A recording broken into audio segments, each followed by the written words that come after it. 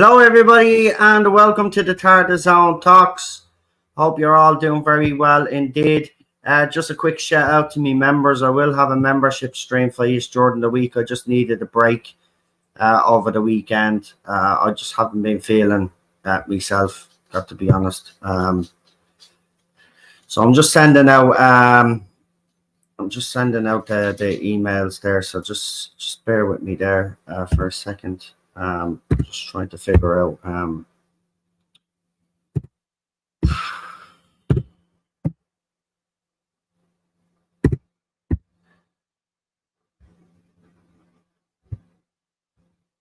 hold on.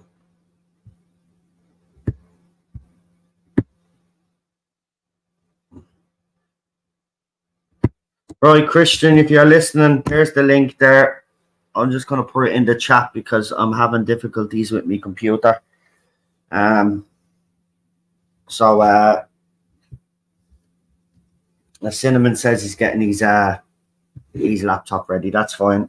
We won't be on long anyway, folks, because as you know, I'm here with me on my own with the dog, so I've got things to do, and I've got another big stream later on tonight, so I want to get a bit of rest before that. But Jodie, Whittaker and Joe Martin are going to team up for Big Finish. Now, there's nothing else really to talk about. I've had a look, and this is the only new topic really that's come out in the last couple of days, so that's what we're going to talk about.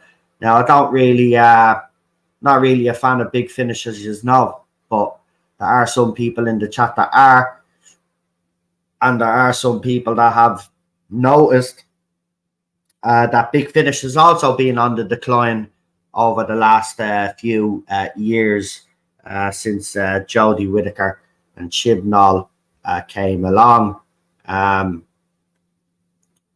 So yeah, she's back. She's back with Big Finish.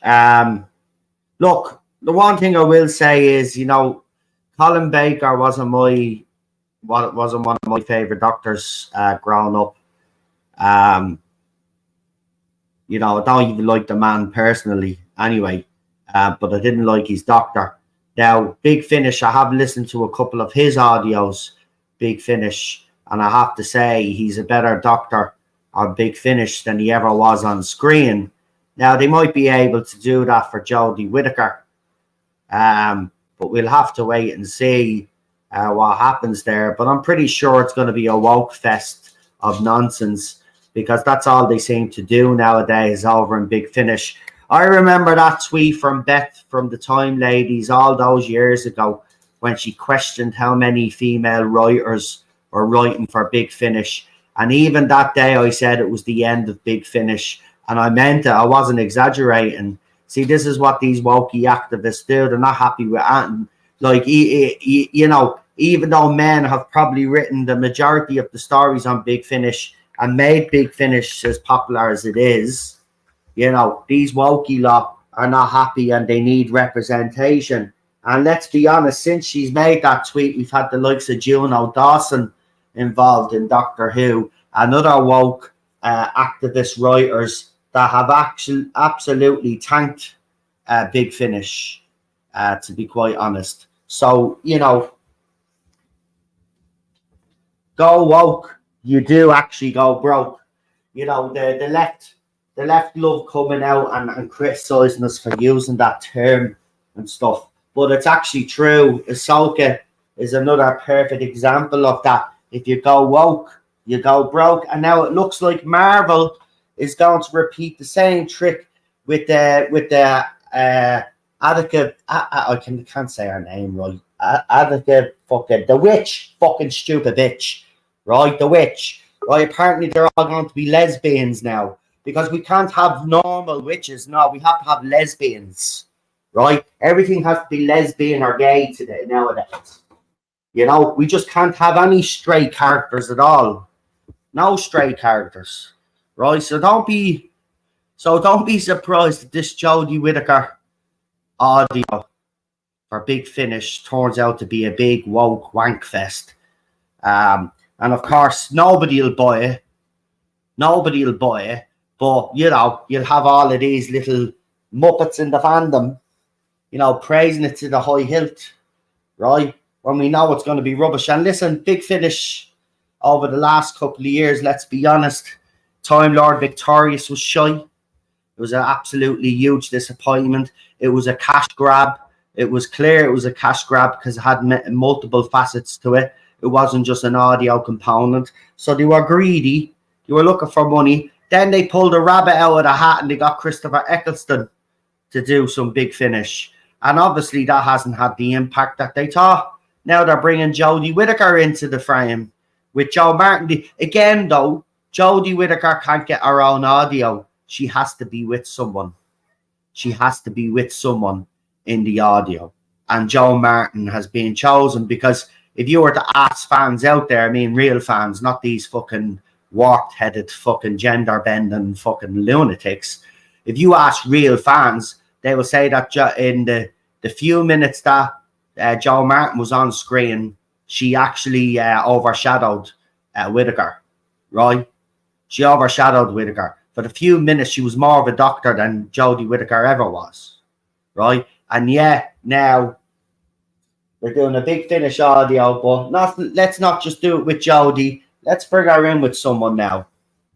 We seem to have lost Cinnamon, so we'll give him a couple of seconds to get back into the studio.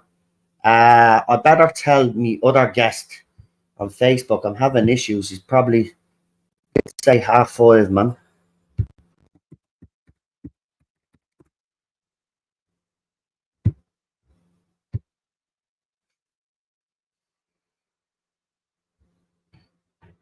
Just give me a second. My computer is awful today.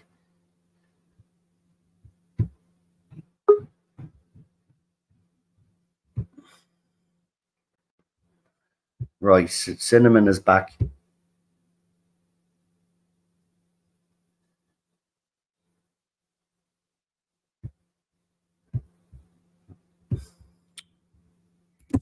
Everything is just going slow on this computer, folks. Just because I don't know what it is. Maybe it's because I'm streaming all the time, but it shouldn't really be affecting it.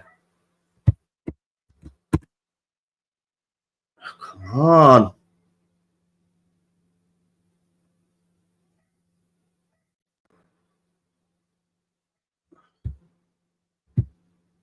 And then you got dogs and all barking. My head is just wrecked today. Anyway, let's bring on Cinnamon, who is joining us, and we will be joined by Christian in just a second. How are you, Cinnamon? Nice to see you. Oh, you're having a bit of trouble. There he is. I think there's a bit of a delay again, folks, but there's nothing we can do about that. How are you getting on?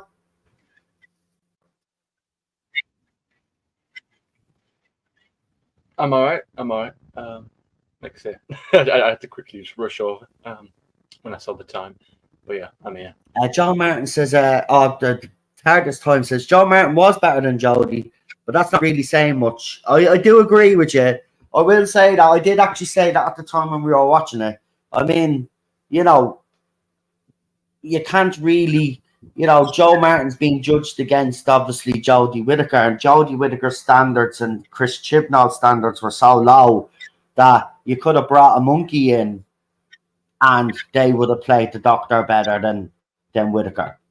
So, you could have brought Lenny Henry in. He's always been bitching. He's saying that the BBC'd rather cast a dog before they cast someone. They should have actually cast Lenny Henry for the laugh. That's what I would have done, right? And see if he had the acting chops to do it. He is a good actor, by the way. But he was bitching and moaning. So I would have just gave it to him out of spite. Handle the pressure of the Doctor Who fandom. I don't think he'd last long.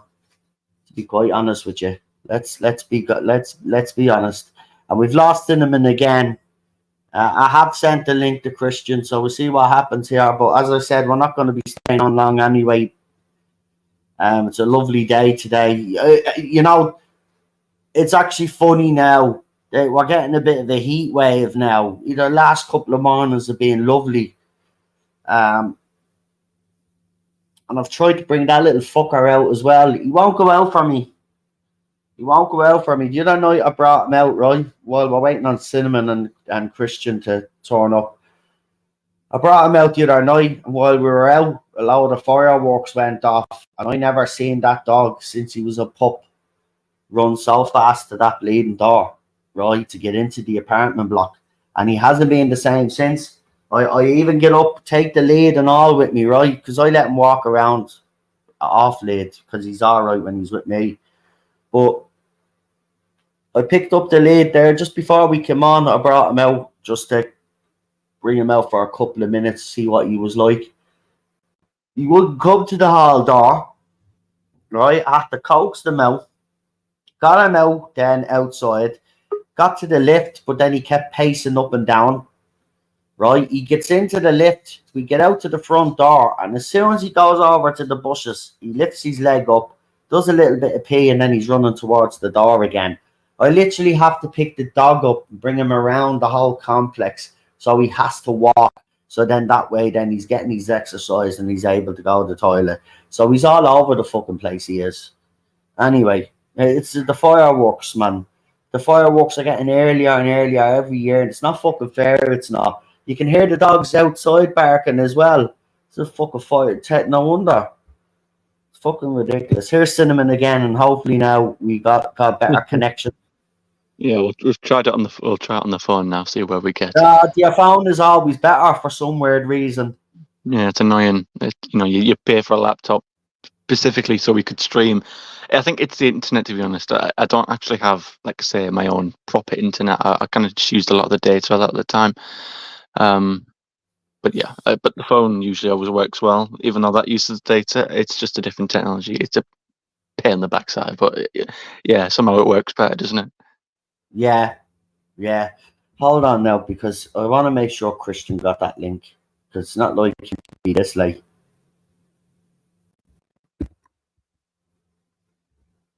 Because he doesn't have long, do you know what I mean, when he does the stream, yeah. So his time is limited. He did ask me to send him the link there, and I did, but as I said, my computer is having problems. So Christian, if you're listening, I'll put the link in the chat, mate.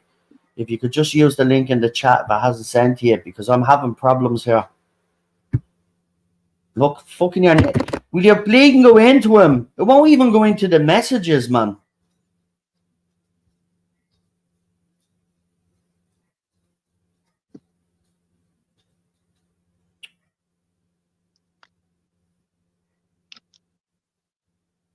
The shame right. That he said he got it. He said he got it. Right, that's something. Anyway, to this Joe, while we're waiting on him to come, because as I said, we might as well we're 15 minutes in. We haven't even started the fucking topic yet, so I will.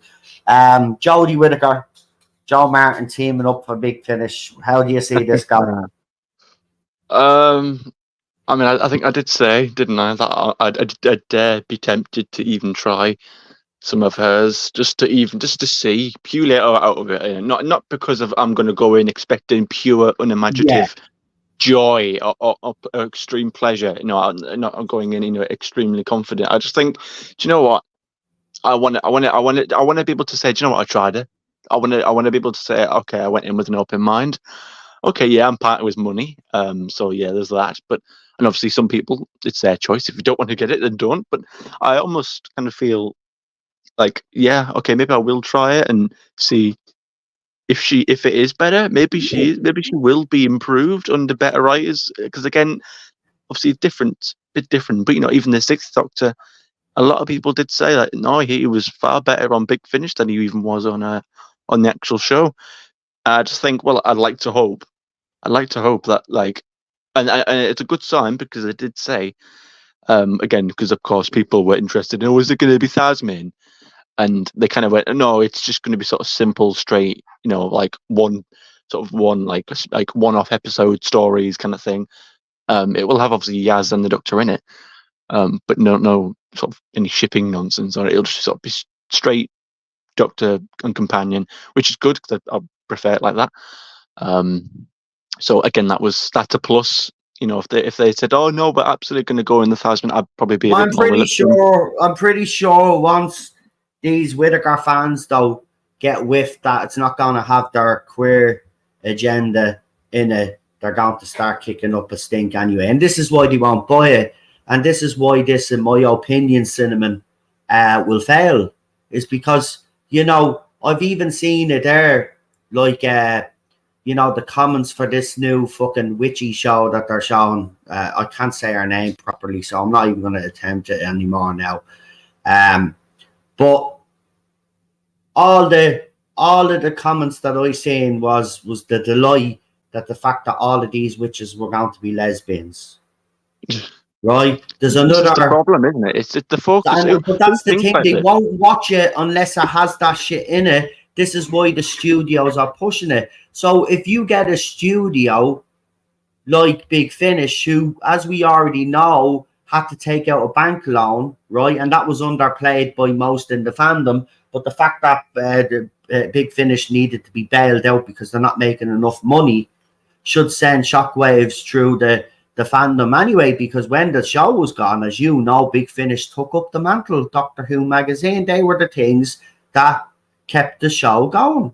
You know what I mean? Yeah. Kept it in the public eye, kept the fandom basically going for the last few decades. And then, you know, then they do all of this, they insert all of this agenda into Big Finish, and they wonder why Big Finish is losing money. Listen, this is not going to be watched. If you're saying what you're saying is true, well then none of these fucking little activists that are in their fandom are going to buy it, even if it has Jodie Whittaker in it. Because remember, everything to them was Tasman. As soon as there was an inclination that those two could fuck, they latched onto it. Right? I mean, like I said, when there was all the reaction videos from The Legend and the Sea Devil, I remember seeing one reaction video, and it was just when the Doctor just ever so slightly sort of stood in front of Yaz to sort of protect her a little bit, or to get in front of between her and the Sea Devil, and like the person squealed and made this sort of unimaginative noise. It was just crazy, and I think is that what gets you excited? Again, she didn't even touch her. She wasn't intimate. She just walked in front of her, just slightly, just to sort of as a protector. And what is that reaction? I called this out right during the last episode of Jodie Whittaker. Right, there was a reaction video done by a group of wokey Doctor Who fans. They're all dressed up, sitting on the sofa, and all of this. I actually made a video. I actually did a live stream about them, because their reaction, and then they had to come out and actually, now not because of me, because other people had picked up on it as well, but they had to come out with a statement and say that they were delighted to have David Tennant back, because when you see their faces when Jodie Whittaker regenerated into David, there was such disdain for him, right? Now, your woman, there was a few in there that I recognised, and one of them was actually the girl that accused me of all sorts of stuff in this fucking fandom and never presented any evidence and fucking harassed me and had everybody harass me. And it turned out, obviously, she was lying through her fucking teeth, because, like, she was lying through her fucking teeth. Like, she even went as far as to say that she went to the guard, she went to the police about me and reported me and all of this other bollocks. No such thing happened. Like, it was just to shut me up because I was so against Jodie Whittaker, because, you know, I called out all of the stuff. But you should have seen their reaction. I watched a whole lot of that, right? And I needed a sick bucket to watch it, right? I'll try look for it again, right? And I'll post it up for everybody if you just want to watch their reaction. It's hilarious, right? But exactly what you said. Do you know the moments in the last episode where, you know, Jodie and Yasmin, Jodie's Doctor and Yasmin get a bit up close and personal? You should have said you were jumping out of their seats. They were reacting the way you were overreacting. It was like, you know, the world had fucking, they'd won the lottery or something. It was so fucking fake. I think it's honestly one of the most toxic elements of fandom, because it's not even just Doctor Who. I've seen it in video game fandoms. Yeah. Even before I sort of really sort of got into the culture wars, I clocked onto it, and I just noticed that, like, it's just a toxic way, because they're not interested in the story. No, they don't really seem to be.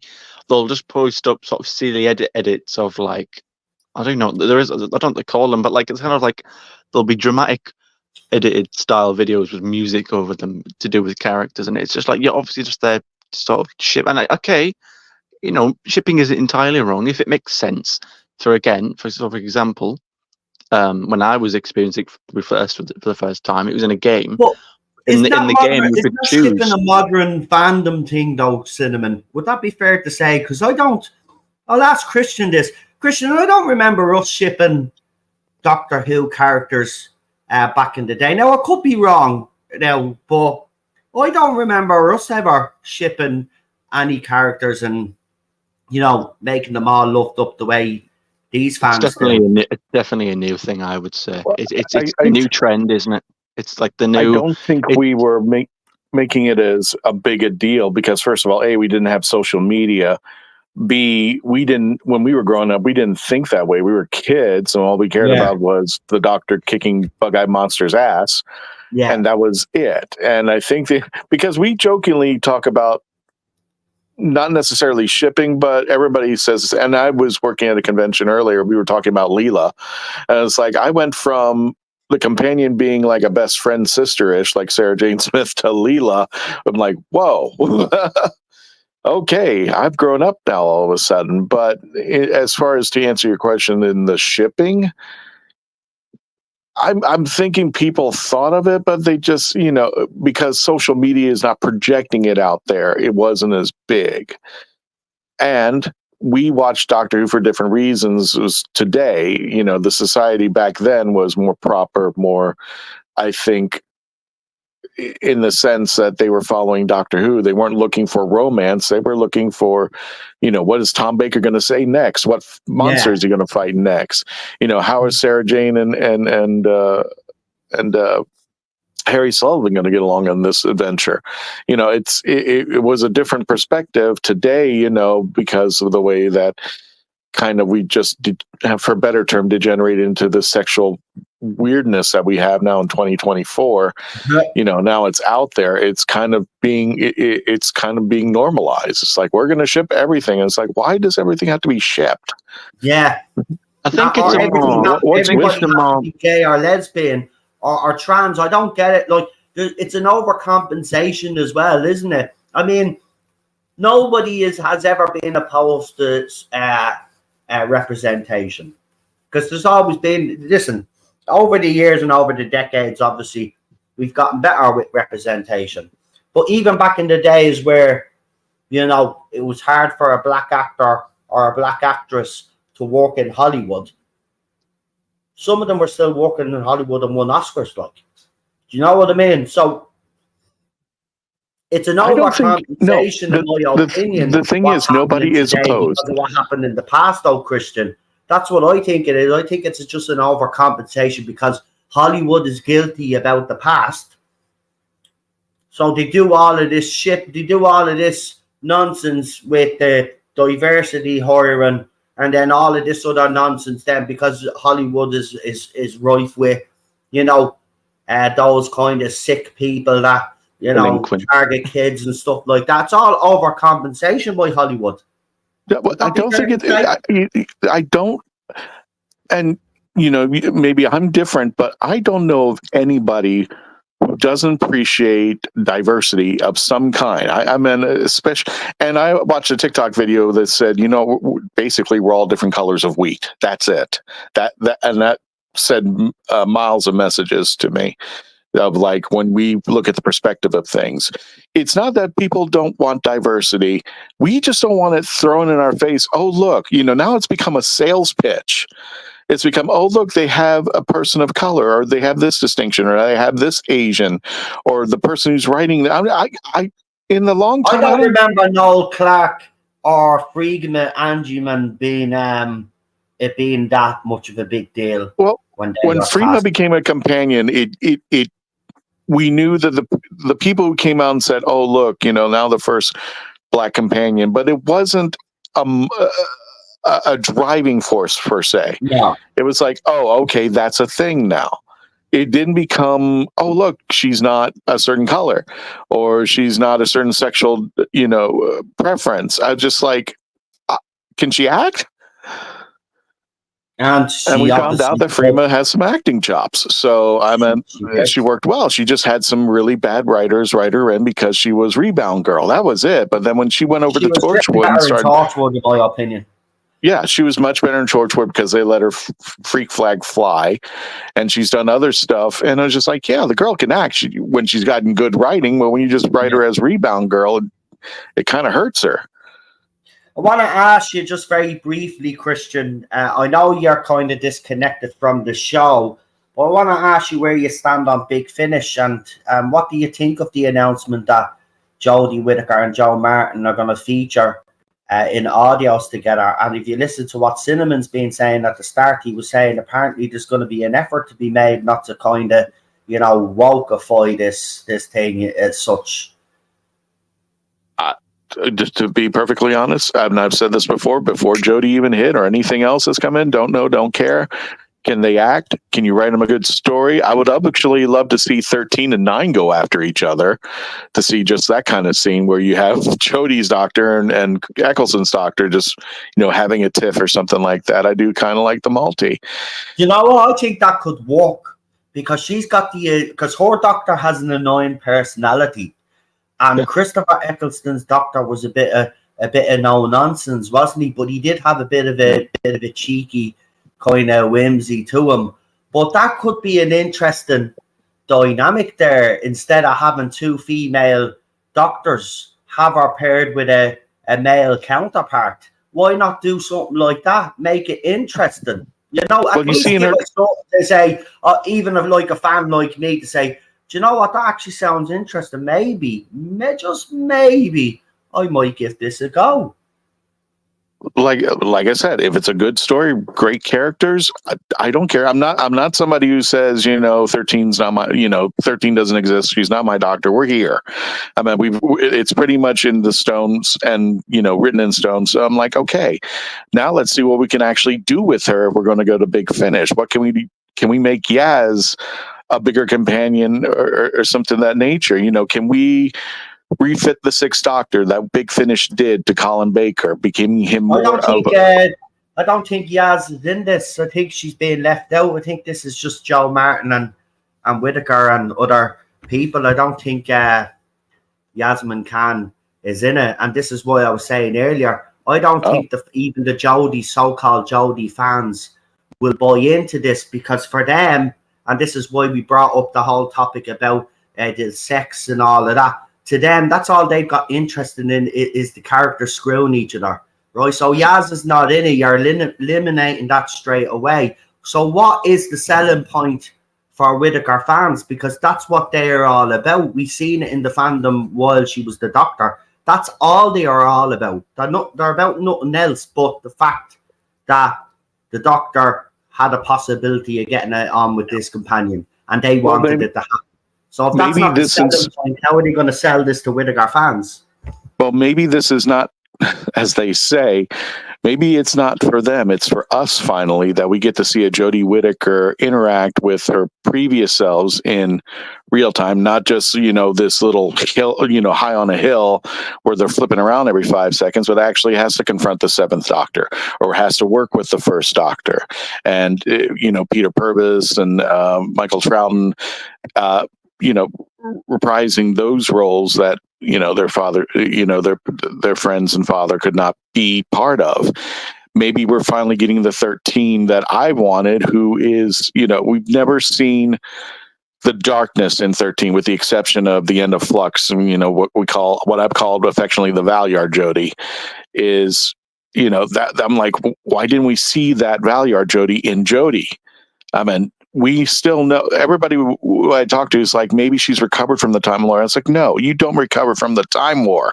There's no recovery. You may get over it, you may get past it, but there's no getting over it. There's no even by that point, she hadn't gone through the whole, the whole therapy that the 14th, and then ultimately I guess 15 would go through. So even then they could exploit it. But that's the whole point of Shooty's Doctor. What RTD tried to do with Shooty's Doctor is Shooty's Doctor didn't have that baggage. That was the symbolism of separating Tennant and Shooty. So David Tennant's doctor really is the last doctor to deal with the trauma of the Time War and all of the losses. And shoot, he was supposed to be the clean slate.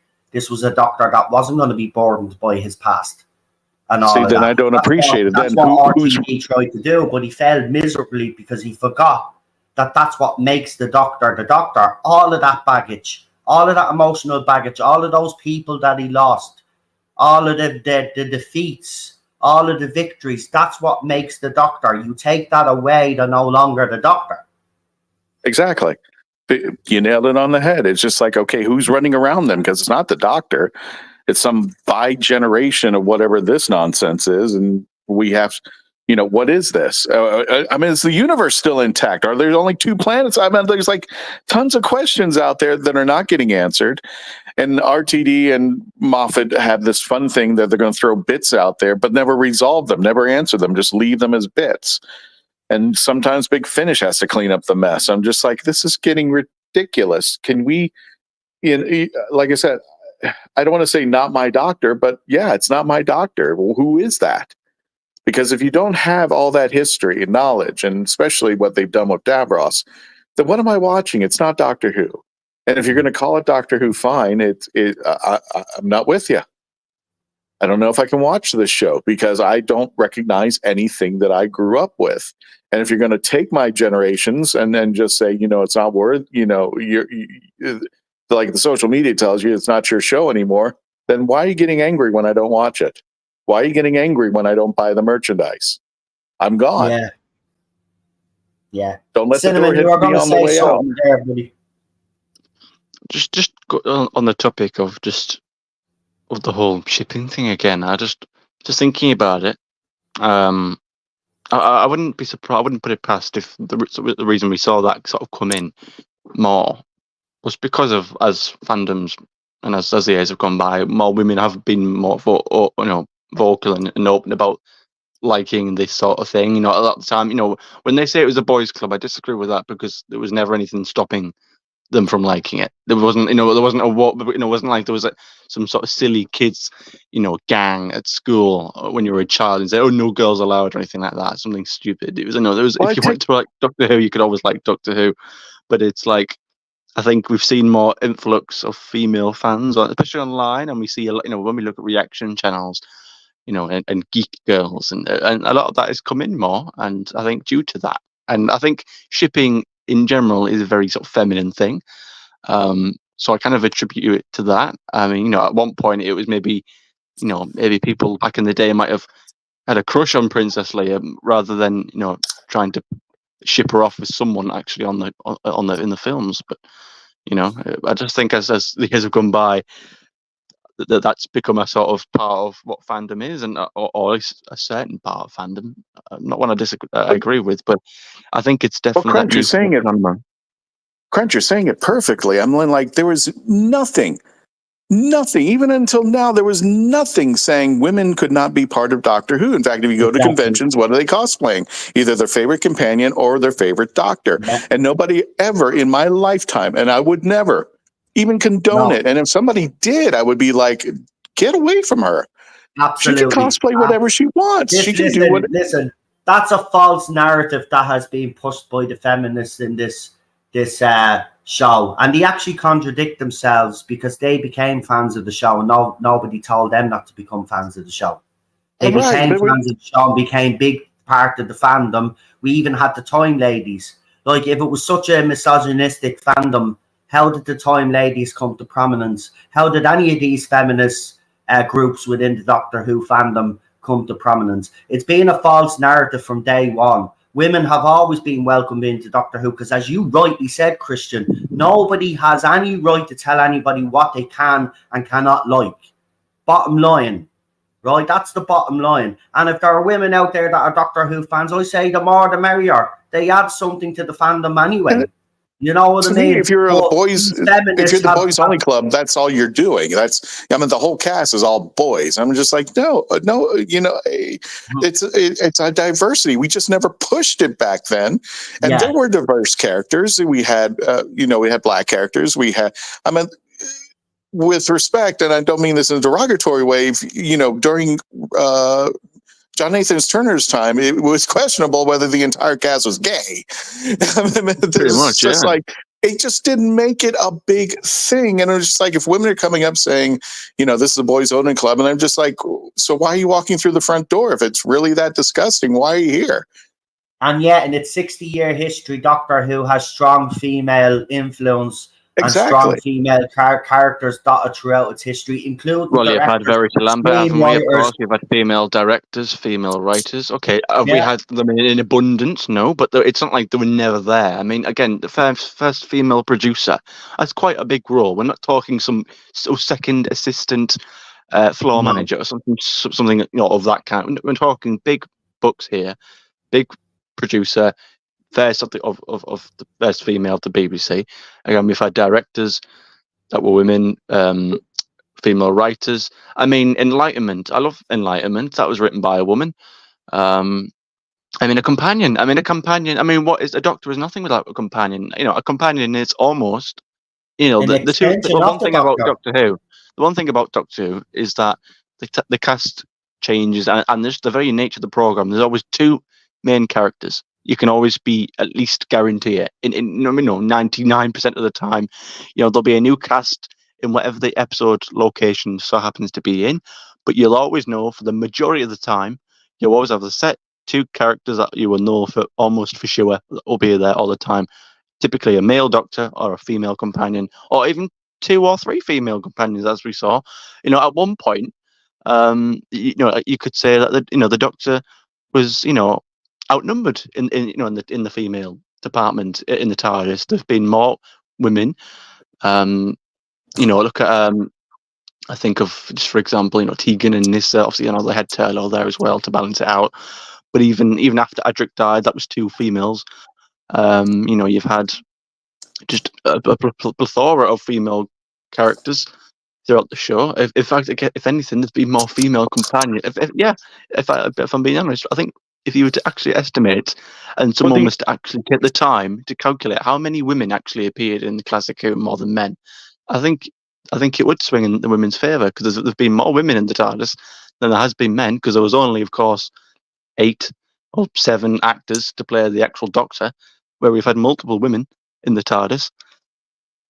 Well, I think the impression is, and second of all, Rona Munro, she wrote the last episode, Survival, and then came back to write the episode, the Capaldi episode, which I can't think on the top of my head. But I mean, one of the biggest arguments I've ever gotten into on a geek side was somebody interpreting that the women in there were not, they were just the sidekick. They were not important. They weren't as important as the Doctor. And I would argue is like, no, they were the complements of the Doctor. It's called Doctor Who for a reason. But Joe Grant, Sarah Jane Smith, Leela, the Romanas, everybody, they complemented the Doctor in their own right, one way or the other, through their acting skills and how they were developed. And to say that they were anything less, I actually asked the guy, I said, are we watching the same program? Because I don't think you are. Or at least, am I watching the same program and you're misinterpreting what I see? And I said, no, I never saw the companions anything less than the Doctor. They complement the Doctor, but the show is about the Doctor. Sorry. It's not about the companions, but the companions make up the Doctor in some form or fashion, whether it be male, female, robotic, cyborg, canine. I will say this, though, Christian, is that in New Who, though, there does seem to be more of a focus on the companion rather the Doctor. The companion has to be something special in New Who. There's always something about the companion. You had Donna Noble, even Rose Tyler, Martha Jones, not so much, but Yasmin Khan, fucking even Pearl Mackey's character, fucking what was her character? Claire for all the seasons that she had. She was as well. Do you know what I mean? So in New Who, yes, classic Who is a different story. The companion was there to complement the Doctor, and also I disagree with that notion. That show. What, Cinnamon? Even then, because I hear that all the time. Whenever you watch the Blu-rays and you have any sort of interview with the classic companions, they always tend to sort of, moan and complain about, oh, in our day we were just screaming, and I'm like, well, were you though? Because okay, maybe in the very, very early days, but like at least Susan still had a sort of personality, just the right. It was just wasn't so much the character; it's just how shows were made back then. It was, there was less focus, there was less character development. As there is more today. The way you write a drama is just different. It's just that was the 60s. This is the 2020s now. So TV and movies are going to be made differently. But even then, I hear it all the time from, again, when you watch the behind the sofa sort of documentaries, and I hear it especially from the sort of the 60s companions. They always kind of sort of maybe flippantly, or not to sound jealous, but I don't know, they always make some sort of offhand comment about, nowadays, we never got anything like this. I was like, we never got to do anything. And I was like, well, okay, maybe in some cherry picked examples, possibly, but like, and to be honest, I think of the time. I think of a lot of the time, a lot of the female companions are always sort of shouting at maybe Jamie or maybe at the Doctor even, and telling him to sort of get a grip sometimes, sometimes ordering about, being a strong vocal voice, not just there being chastised or being told to sit in the corner and sulk or something like that. The women were always, I always thought the women were always quite strong-headed. And, I remember, what was it? I can't remember the name, but she sacrificed herself for the Doctor in the Daleks' master plan. That was a bold move. We didn't see it very often. It was a Hera Nadric, and that was about it. But it's just, I disagree with it slightly. This notion that every female Doctor was always had a hard time. It's easy to pick on, and and that's come from me. It's not biased because I wasn't even from that time. In fact, I was born, years well after the show finished.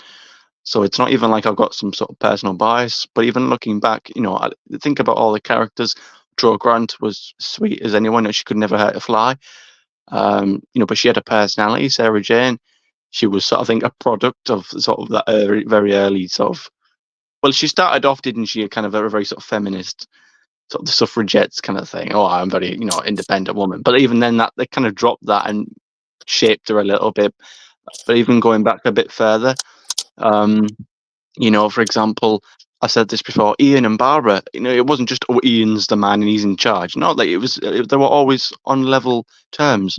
Whenever I've watched Classic Who, I've always got the indication that, no, Ian and Barbara were level. They were both teachers. They were both in the same profession. They never looked down at each other. And it was never, okay, sometimes Barbara might be upset and Ian was her rock, but it wasn't just, he's a man or he's not showing any emotion. It was never anything negative. And this is what I don't get. It's not like Barbara was the sort of the second class citizen there. No, it was her. If anything, the one that was lowest would have been Susan. She was the youngest. She was the child, or at least in sort of human terms, I guess she would have been. But she was. I don't know. It's just a Classic Who. Again, like I said, if we were to count up how many women have actually appeared in Classic Who, if there's some sort of timer or some way we could do it, count up every time a female appeared, and do the ratio of of male to women, male to female. I'd be interested in seeing what that was. But yeah, I pushed back on it because I just think it was a product of its time. The women that were on that at the time were hardly dealt such a terrible backhand. It wasn't as if they were forced to be on set and had to endure grueling, sessions of agony. It's just thankful that now we live in an age where there are more focuses on maybe the side characters more. I mean, hell, even the Doctor gets far more focus now than he did back in Classic Who. There weren't big storylines or character arcs surrounding the Fifth Doctor, was there? Really?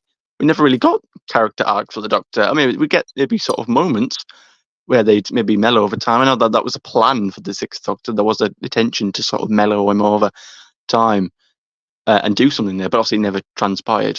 But, even back then, even for the main character, it wasn't like each Doctor got a massive story arc. That was a Russell T Davies thing. That was when we got at the time. Tegan got the Mara, And Yeah. I forgot what Nissa got, but I know she had a running storyline. But for the most part, they killed off Adric, and Turlo was just, after his storyline ran, he was locked up in a dungeon, or he was behind the rock, or left in the TARDIS or something. It was just like they didn't know what to do with him. So, the focus seemed to be on the girls and try to be more flesh out the characters for people to relate to. And the Mara, I think, was a really great story. I think he was a little bit rubbery on the sides, but it was a great story to where, what are we going to do? Tegan's been taken over by this monster snake. But I think people's ideology, and I think people who have never watched Classic Who think that, for better term, and I'm not trying to disgrace them, but they think the companions were Bond girls. They were there to look pretty, not to be smart, not to be anything. I said, that's totally different. Either you've never watched Classic Who, or you're just reading Wikipedia and coming up with your own conclusions. You got to sit down and watch this stuff. And, everything that's going on in 2024 was going on in 1970, 1980, and in some cases 1990. I mean, maybe for And Perry, they could 1960. maybe make that case, but even then, okay, Perry, that's one companion in out of how many? Again, Barbara was not a sex object. Again, she was in a position of power. She was in a position of authority as a school teacher. Obviously, Susan was a child, so definitely not. Vicky they confessed that well. Leela was for the male gaze to get the fathers in there, but however, she stood her own ground, and she was a great rival for the smart. She was street smart, and he was book smart. That's how it worked. She was Eliza Doolittle. Oh my God, that was a great dynamic between the two of them and how they worked it out. So, got to run, guys. Thank you so much for the invite. I will catch you guys tonight at 6 p.m. Eastern Standard, 11 p.m. We're going to be reviewing The Idiot's Lantern on the Legend of the Traveling TARDIS. But Noel, Crunch, thank you for letting me on and letting me jazz up, and we'll catch you again next week. No problem. Take care, my friend. Fantastic. Thanks for coming on. Cinnamon, you might as well do your shout outs as well, because as I said, I've got another stream and I want to take a bit of a break now. So we'll wrap it up there, because there's nothing else really. There's no Doctor Who news, by the way. It's quiet. Some people have been reacting to Mr. H Reviews video. As I said, and I'll just repeat, no decisions have been made, and it's highly unlikely that Ncuti Gatwa was fired.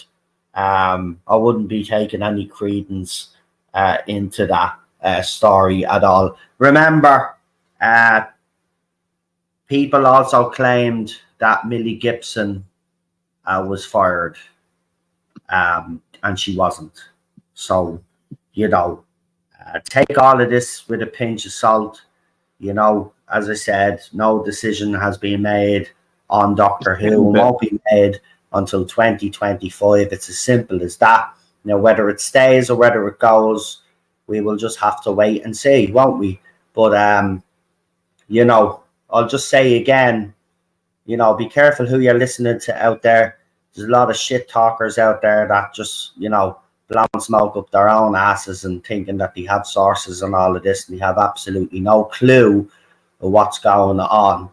There are even people in the industry that have been talking about this whole thing, this whole situation, and they're even saying, and these are the people that ear to the ground, that no decision has been made as of yet, right?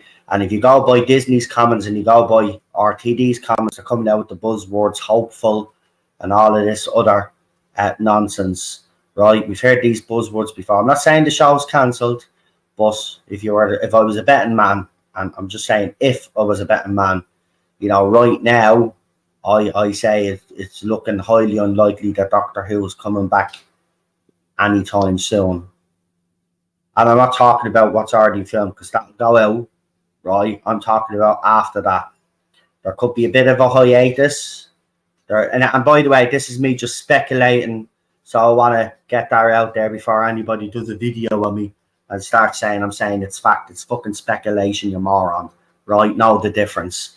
So I'm just speculating that, like a couple of other people that have been on this channel, speculated Queen Charlotte as well, there may be a possibility of a hiatus. Remember, they don't need to make any decision on Doctor Who yet anyway, because they've got a Christmas special coming up. They've got season 2, and then they have the spin-off. Right, they've got plenty of time to making the decision.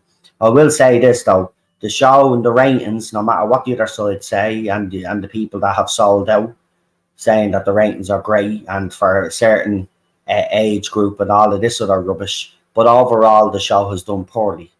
It's done poorly, and it needs to improve big time if there is a chance for it to get that announcement that everybody's so desperate for in this fandom that attack people. You just want the show to live on until its dying breath. That's fair enough. For us, we'd rather it be put out of its misery before it's actually fucking damaged any further. But that's what sellouts do. They just sell out. Anyway, I'll let Cinema. Did you do your shout outs? No, not yet. Right, grand. I went on a rant, you see. Nicholas, how are you? Teddy is a bit all over the place, but I'm going to give him some cuddles now. Anyway, we'll let Cinnamon do his shout outs. But look, listen, people are going to be making videos right out there, and people are going to be making all sorts of wild comments on the show's future.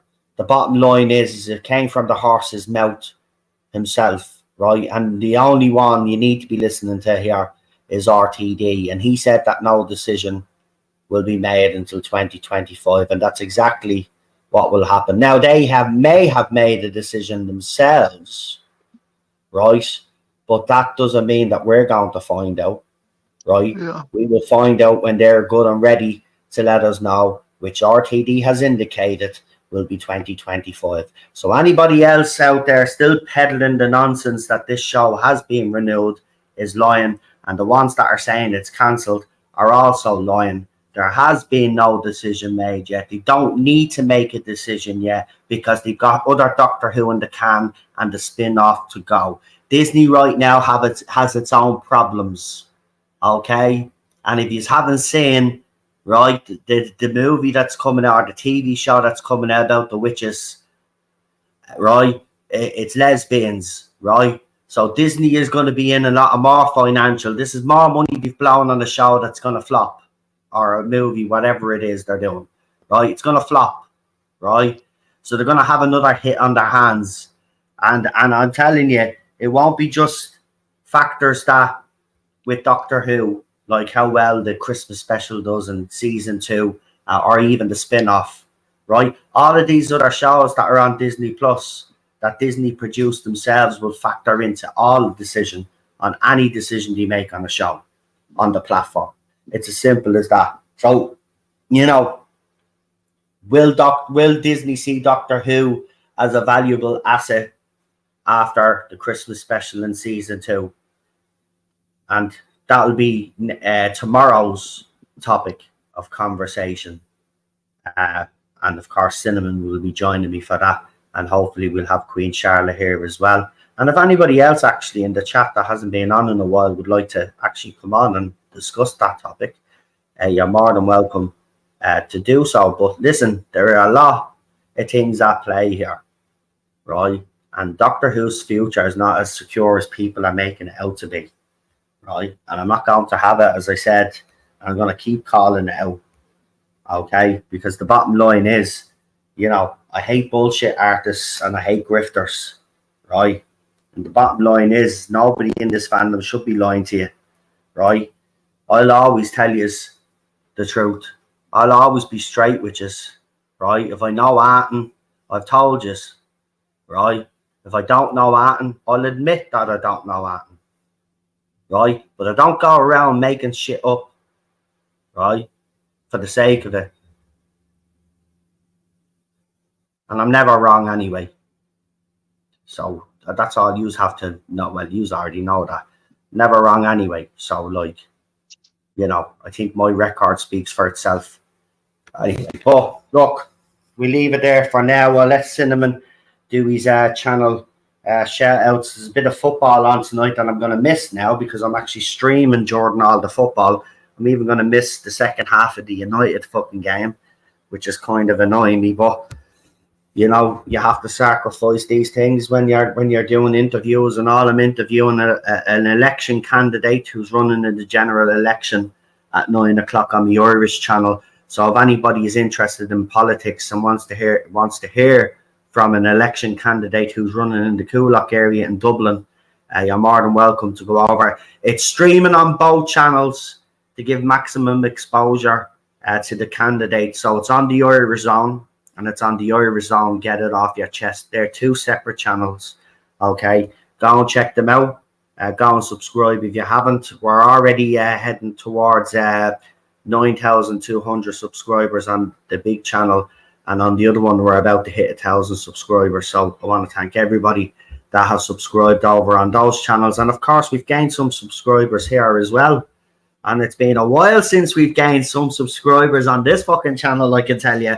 The fucking laughing I was when I seen it. I said, Jesus Christ, my God, finally, it's taken this fucking long. But 6 new people, apparently, 6 new people have subscribed. So whoever yous are, right, whoever yous are, even if yous are trolls, welcome. We welcome anybody here, don't we, Cinnamon? We do. We absolutely do. We do. We're very friendly here. You know, I might come across as a bit of a prick. I am a prick. I can be a prick. But bottom line is, don't fucking come at it. Just don't come at me, because you'd be put back fucking down as quick as you got up. You know what I mean? Simple as that. The bottom line is this, right? People in this fandom need to wise up the people out there, right, and start calling these motherfuckers out, right? The bottom line is, because maximum disruption in this fandom, they go around bully other people as well, having a go at them, right, saying they're spreading lies, and they're spreading lies themselves, and they are spreading lies, and that's what it is. It's lies, right? And then they try to come back at it with you. Well, what are they paying for this, that, and the other for? Listen, they can pay for whatever the fuck they want, right? If Disney decide to pull the plug, there's no, who gives a fuck? Do you think Disney haven't lost billions already by pulling the plug? They even had other shows that had other seasons that were in early stages of production, and they pulled the plugs on them. They've done it before. They'll do it again if they have to, right? The bottom line is, Disney's bleeding money right now, right? And anybody associated with Disney, I'm assuming, is also bleeding money. So, you know, as I said, just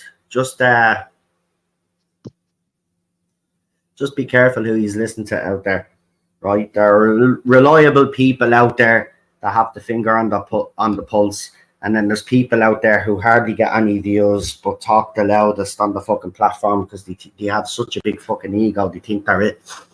Anyway, I'm gonna stop taking digs now, because probably be another 20 videos done about me today. Oh, by the way, I haven't watched one of your pathetic little videos. I have no interest, to be quite honest, but it is actually interesting. And it's actually laughable how easy it is to trigger you in this fandom. But I'm going to enjoy triggering you over the next year or so, until you crack, and you will this time. And by the way, this ain't the war, right? Because you like to go around, it's a Whovian war. This isn't a Whovian war. This is a fucking extermination, my friend. Anyway, Cinnamon, do your shout-outs. Well, yeah, I'm still going on the Red Dead Redemption streams. I think part 4 will be tonight, so I'll be doing that later tonight. It's going to be a bit weird, because I would like to maybe get a capture card or something for Christmas. So that will mean some will go up as videos and some will go up as streams. But either way, it doesn't really matter. But if you want to be interested in that, then you can find it on my channel, as you can see on the screen, Cinnamon Toast Crunch. Fantastic, and go and check them out.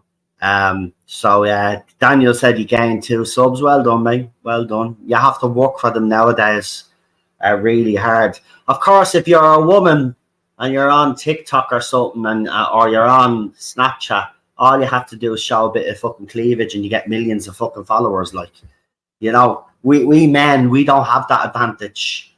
You know what I mean? It's not as if we can throw on a fucking bra. You know what I mean? And I mean, we could try, but I don't think it'd work. Yeah, it look weird, all right. But you know, it's time to take out the trash in this Doctor Who fandom, and it'll be happening. Anyway, I'm going to leave it there because I have to prepare for another stream because I'm a very busy man these days, as you know. But I just want to thank you all. I will have that membership stream during the week, and then you will have the one that's coming up as well. So there'll be 2 membership streams this week. And I'll be back tomorrow, as I said, with Cinnamon and Queen Charlotte, where we'll... Why am I getting all tongue-tied? Where we'll be discussing the whole Disney Plus and Disney and the Bad Wolf and, you know, all of the little things that we need to talk about. Because to be quite honest with you, you know, it's Disney I don't think people realize how bad it is for Disney right now. And they're about to have another flop on their hands with this show or movie or whatever the fuck it is. I thought it was supposed to be originally a show. I don't know if it's a movie or a show. But you all know what I'm talking about, don't you? You do all know what I've been talking about, I hope. I'll try to write her name in here. Or yeah. That works. That show. I can't say her first name because I'm getting tongue-tied. Agatha Harkness. Yes, right. So it's lesbian witches. We're getting lesbian witches. We are, right. So this is another shit show from Disney, right? Another shit show from Disney. They're gonna lose money. There's the cast have been talking about, you know, lesbianism and stuff within the show. Oh, it's the spin-off of the spin-off or whatever it is of the bloody One Division and the woman that was on that. Yes. Spin-off of a spin-off. I mean, God. Yeah. So that's the show being, or the movie or whatever the fuck have been talking about, right? So Disney have that coming up, right? So they're fucked. They're absolutely screwed, they are. So, you know, again, Disney not learning their lessons. They've been wondering why they're hemorrhaging money. They're going to hemorrhage more money with this now. So, again, there'll be other factors, right? Doesn't matter what contract is being signed. It doesn't matter what deal has been agreed to. Circumstances can change and the industry can change like that, right? And we've seen over the decades that the movies that were in the fucking pipeline, Superman movies, there's been over the years, right? Kevin Smith had a Superman movie that never came to light. There were other Superman movies that never came to fucking light either, right? But same with other franchises out there and other movies that they were in early production and they just scrapped it. It happens, right? Deals on the dotted line mean absolutely nothing in the fucking TV industry. The things can fucking change on a whim because of financial stress. And Disney is certainly under financial stress. So I don't think it'll only bank on what happens with Doctor Who these next couple of months and next year. I think it's going to be, you know, other factors are going to be taken into account, because if Disney lose money on that, again, on this thing that's coming up, well then I don't know how they can justify keeping Doctor Who going personally. Now that's just personal and that's just an opinion, right? An opinion. And by the way, I'm going to keep doing that. I'm going to keep being condescending, like to people on the other side, or people that are in this fandom that are supposed to be on their side that attack me. I'm going to be this condescending because you need to understand the difference between fact, rumor, and, you know, me giving an opinion, right? So every time I do give an opinion, or I'm saying something is fact, I will tell you it's that. That way, then there's no confusion, and your stupid little mind doesn't get confused. Okay? Anyway, with that said, I'm going to leave it there. Cinnamon, You've been absolutely fantastic, buddy. I will see you tomorrow. Thank you. No worries. Christian, I'll see you. You've been an absolute legend of the Travelling Tardis. Thank you for coming on also. And to me mods and me members, thank you very much. And to everybody else, you peasants out there, I'm only messing. To all you, thank you for supporting me throughout these last nearly 8 years now, guys. You know, that's mad. That's mad. Anyway, we'll keep rolling, won't we? We certainly will. Yes. And he's yawning now. We got to, really. So I'm boarding the shit out of him now. So I'm going to go. I'll talk to you all very soon. Can't believe I'm boarding the panelists now. Damn. I was yawning, actually. That's why I didn't respond as quick as I normally might have. I was all mid-yawn. good. I'm taking the piss. Anyway, yeah, I'm going to go off now and snuggle with the doggy because he's missing his mammy. Well, he must be, yeah. I think it's hitting him now. He was all right for the first couple of days. He's not eating, which is worrying me. He's not sick, though, because he's still doing his normal business and all of that. But, yeah, he's sleeping all the time as well, which is not good. And he's hesitant to go outside for me. So, you know, I'm gonna play with him there with his ball and stuff and try, you know, cheer the little fucker up. Anyway, never stop. Have a good one, folks. Have a good evening. And yeah, enjoy the weather, by the way. Heat wave. Enjoy it. Because harsh winter on the way. Bye-bye.